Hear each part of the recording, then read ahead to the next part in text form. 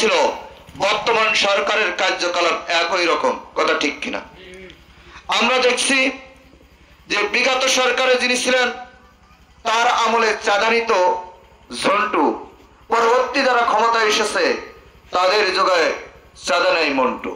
শুধুমাত্র নামের পরিবর্তন হয়েছে, এছাড়া এদেশের মানুষের ভাগ্যের কোনো পরিবর্তন হয় নাই। মানুষ তার বাক স্বাধীনতা ফিরে পায় নাই, মানুষ তার মৌলিক অধিকার ফিরে পায় নাই, মানুষ ন্যায্য অধিকার ফিরে পায় নাই, ন্যায় বিচার পায় নাই। বরং ন্যায় বিচার পার আশায় মানুষ যখন আইনের আশ্রয় নিতে গেছে, তার পায়ের জুতা ক্ষয় হয়ে গেছে, শেষ হয়ে গেছে, এক সময় সে পরিশ্রান্ত হয়ে ক্লান্ত হয়ে ফিরে এসেছে, ন্যায় বিচার পায় নাই।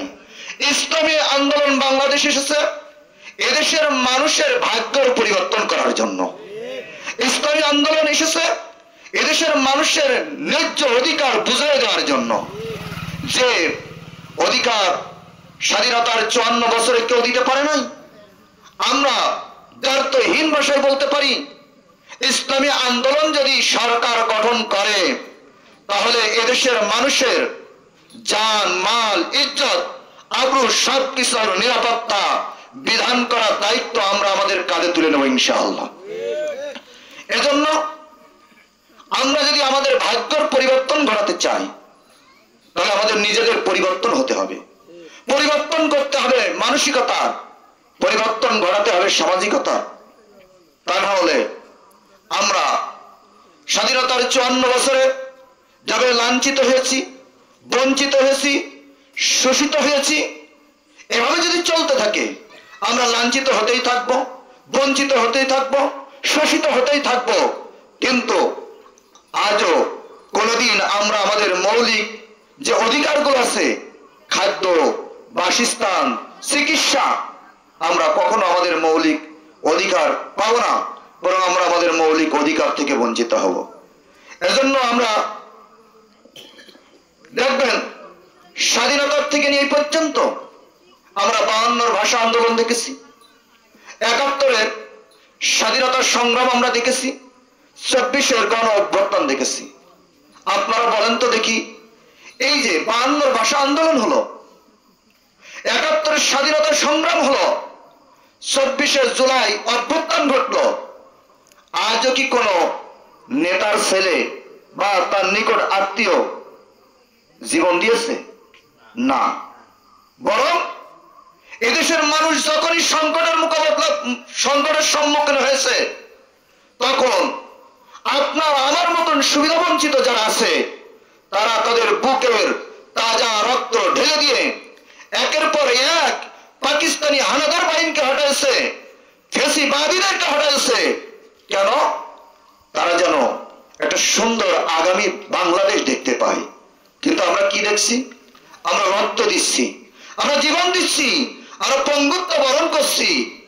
তারপরও যে স্বপ্ন নিয়ে আমরা রক্ত দিচ্ছি, যে স্বপ্ন নিয়ে আমরা পঙ্গুত্ব বরণ করতেছি, যেই স্বপ্ন নিয়ে আমরা শাহাদাতের পেয়ালা পান করছি, সেই স্বপ্নই থেকে যাচ্ছে। আমরা আমাদের কাঙ্ক্ষিত সেই বাংলাদেশটা পাচ্ছি না, কথা ঠিক কিনা? এজন্য আমরা যদি আমাদের সেই কাঙ্ক্ষিত বাংলাদেশ পেতে চাই তাহলে আল্লাহ পাক রব্বুল আলামিন যে বিধান আমাদেরকে দিয়েছেন, ইন্না দীনা ইনদাল্লাহিল ইসলাম, একমাত্র ইসলামী শাসন ব্যবস্থাই পারে মানুষের ভাগ্যের পরিবর্তন করতে, কথা ঠিক কিনা? যার নমুনা দেখেছি আমরা মক্কা এবং মদিনাতে। নবী মুহাম্মদ রাসূলুল্লাহ সাল্লাল্লাহু আলাইহি ওয়াসাল্লাম যেই যুগে তার আবির্ভাব হয়েছিল ওই যুগটাকে কি বলা হতো? আইয়ামে জাহিলিয়াতের যুগ বলা হতো। কিন্তু নবী মুহাম্মদ রাসূলুল্লাহ সাল্লাল্লাহু আলাইহি ওয়াসাল্লাম যখন ইসলামী আদর্শ নিয়ে আসলেন, মানুষ যখন ইসলামী আদর্শ সুশীতল ছায়াতলে আশ্রয় গ্রহণ করলো, একে একে দেখা গেল সমাজ থেকে সমস্ত অপরাধ দূর হয়ে গেল, অন্যায় দূর হয়ে গেল। মানুষ ঘরের দরজা খুলে ঘুমায়েছে, ডাকাতি নাই, ছিনতাই নাই, ধর্ষণ নাই, রাহাজানি নাই। এজন্য ওই সমস্ত সমাজ ব্যবস্থাটাকে বলা হতো পরবর্তী পরবর্তীতে কি বলা হয়েছে? পরবর্তীতে বলা হয়েছে সোনালী যুগ। এজন্য ইসলামী শাসন ব্যবস্থাকে যদি আমরা মেনে নিতে পারি, তাহলে সেই সোনালী যুগ, সেই সোনালীর বাংলাদেশ একটা স্বপ্ন আমরা দেখতে পারি। কারণ রাসূল করিম সাল্লাল্লাহু আলাইহি ওয়াসাল্লাম হাদিসের ভিতরে ফরমান, আল মুসলিমু মান সালিম আল মুসলিমুনা মিন লিসানি ওয়া ইয়াদিহি। প্রকৃত মুসলমান সে যার হাত, যার মুখ, এই দুইটা জিনিসের অনিষ্ট থেকে, অত্যাচার থেকে অপর মুসলমান নিরাপদ থাকে। কথা ঠিক কিনা? কিন্তু আমরা কি দেখি? আমরা দেখি চাঁদা না দেওয়ার কারণে পাথর দিয়ে এদেশের সাধারণ মানুষের মাথা থেতলে দেওয়া হয়। আমরা কি দেখি? আমরা দেখি যে সুন্দরী মেয়েকে বিবাহ না দেওয়ার কারণে বাপকে হত্যার শিকার হতে হয়। আমরা কি দেখি? আমরা দেখি গুম, আমরা দেখি খুন। এই জন্য এই গুম, খুন, ধর্ষণের রাজনীতি আমরা দেখতে চাই না। আমরা দেখতে চাই যে মানুষ তার ন্যায্য অধিকার, তার জীবনের নিরাপত্তা, তার সামাজিক নিরাপত্তা, তার রাষ্ট্রীয় নিরাপত্তা ভোগ করবে।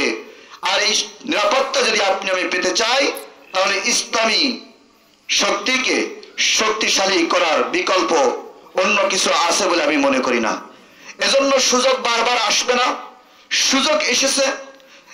ইসলামী আন্দোলনের মহতারাম আমির, আমাদের প্রাণ প্রিয় শায়খ মুর্শিদ, ইসলামী আন্দোলনের বাংলাদেশের সুযোগ্য আমির আলহাজ সৈয়দ মোহাম্মদ রেজাউল করিম, যিনি এদেশের মানুষের ভাগ্যের পরিবর্তনের জন্য টেকনাফ থেকে তেতুলিয়া রাত দিন অক্লান্ত পরিশ্রম করে যাচ্ছেন। এজন্য আমরা বলবো যে আমরা যোগ্য নেতা পেয়েছি, যিনার আদর্শ ভালো, যিনার নৈতিকতা ভালো, যার প্রমাণ আমরা দেখেছি 24-এর গণ অভ্যুত্থানে। ছাত্ররা এখন হাসপাতালে মেসে, কোন রাজনৈতিক দল তাদের দলীয় ব্যানারে এই অভ্যুত্থানে একত্রতা পোষণ করে নাই। শুধুমাত্র এই দেশের মানুষের ভাগ্যের পরিবর্তন করবার জন্য যিনি মানুষকে নিয়ে স্বপ্ন দেখেন, মানুষের স্বপ্ন দ্রষ্টা, মানুষের ভাগ্যের পরিবর্তন করতে চান, সে আমাদের শায়খ মুর্শিদ। তিনি সর্বপ্রথম জুলাই অভ্যুত্থানে ছাত্রদের সাথে একত্রতা পোষণ করেছেন এবং ঘোষণা দিয়েছেন, এই ফ্যাসিবাদের পতন না ঘটানো পর্যন্ত আমার কোন নেতা কর্মী রাজপথ ত্যাগ করবে না। কথা ঠিক কিনা? আমরা ফ্যাসিবাদের পতন ঘটিয়েছি, কিন্তু এক ফ্যাসিবাদের পতন ঘটানোর পর আমরা দেখছি বাংলার আকাশে আবার সেই ঘনঘটা কালো মেঘ অন্ধকার আবার যেন আমাদের পরে ছেয়ে আসছে, আর এক ফ্যাসিবাদের আবির্ভাব আমরা লক্ষ্য করছি। এজন্য ফ্যাসিবাদের যেন আর উত্থান না হয়, মানুষ যেন তাদের ভাতের অধিকার, বস্ত্রের অধিকার, সুশাসনের অধিকার, এক কথায় তাদের মৌলিক অধিকার ফিরে পায়। এজন্য ইসলামী আন্দোলন বাংলাদেশের হাতকে আমরা মজবুত করব। এ বলে আমি আমার সংক্ষিপ্ত আলোচনা এখানে শেষ করছি।